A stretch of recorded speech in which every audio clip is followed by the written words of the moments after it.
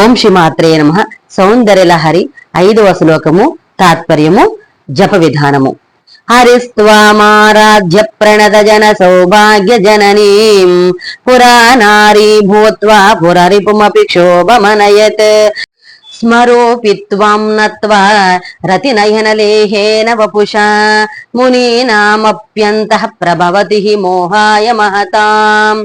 ఈ శ్లోకానికి తాత్పర్యం ఏంటంటే, అమ్మ లోకములకు సౌభాగ్య ప్రదురాలవు అయిన నీ అభయము వలన విష్ణుమూర్తి శ్రీ అవతారమెత్తి పరమశివుని కూడా ప్రభావితము చేసింది కదా. అటులనే మన్మధుడు కూడా నిన్ను పూజించి రతీదేవికి ఇష్ట సకుడే కాక మునుల మనసులను కూడా మోహ పెట్టుటకు సరి అయిన వ్యక్తి అయినాడు కదా.